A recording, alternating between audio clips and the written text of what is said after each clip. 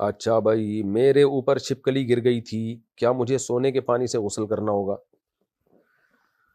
ہاں ہاں، چھپکلی گر گئی تھی تو کچھ بھی نہیں ہے، چھپکلی ناپاک نہیں ہوتی، پاک ہوتی ہے، کچھ بھی نہیں ہوا، چھپکلی گر گئی تو کچھ بھی نہیں ہوا اس سے۔ محمد غوث یا محمد، ہاں بعض لوگ چھپکلی سے اتنا ڈرتے ہیں، ان پہ چھپکلی گر جائے نا تو پھر ان کو غسل دینا فرض اس لیے ہوتا ہے کہ ان کا انتقال ہو چکا ہوتا ہے خوف کی وجہ سے، پھر ان کو عام پانی سے یا نیم کے پتوں سے غسل دیا جائے ان کو۔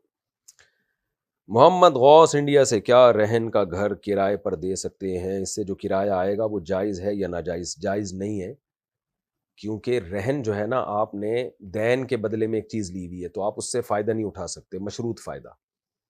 ہاں، جس نے رہن آپ کو دیا ہے وہ گھر، اور اس سے کوئی ایگریمنٹ بھی نہیں تھا، ویسے ہی وہ کہتے کہ یار اب تمہارے پاس رکھا ہوا ہے تو کوئی بات نہیں یار، تم کرایہ بھی لیتے رہو، تو جائز ہے پھر، کیونکہ سود مشروط معاہدے کو، جو مشروط نفع ہوتا ہے اس کو بولتے ہیں۔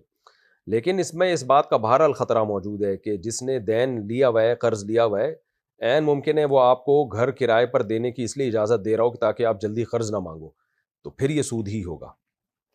اس لیے احتیاط یہی ہے کہ نہ دیا جائے کسی بھی صورت میں کرائے پر دے دیا تو کرایہ سارا اس کے حوالے کیا جائے جس کا گھر ہے۔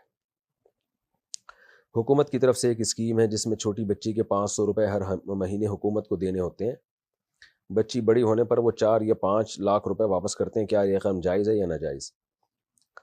اگر گورنمنٹ اس کو کاروبار میں لگاتی ہے اور نفع اور نقصان کی بیس پہ پروفٹ دیتی ہے تو جائز ہے، لیکن مجھے نہیں لگتا کہ ایسا ہوتا ہوگا، بظاہر یہ ایسا ہی ہے کہ بس وہ متعین نفع پکڑا دیتی ہے تو پھر یہ سود ہی ہے۔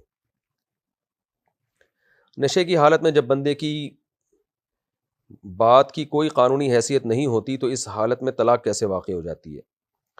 دیکھیں، قانونی حیثیت نہیں ہوتی، دنیا کے قانون میں، شریعت کے قانون میں اس کی حیثیت ہوتی ہے۔ لیکن دنیا کا قانون یہ کہ نشے میں کسی نے قتل کر دیا تو اس کو پھانسی پہ لٹکایا نہیں جاتا، لیکن شریعت کے قانون میں ہے، پوری امت کا اجماع ہے کہ آپ نشے میں بندہ مار دیں تو آپ کو اس سے قصاص لیا جائے گا، آپ کو بھی لٹکایا جائے گا، آپ کی بھی گردن اڑائی جائے گی۔ تو یہ کہنا کہ نشے میں کوئی بھی تصرف نافذ ہی نہیں ہوتا، یہ اپنا بنایا ہوا فلسفہ ہے آپ کا، شریعت میں ایسا نہیں ہے۔ اور طلاق کا مدار شریعت نے زبان پہ رکھا ہے، زبان پہ۔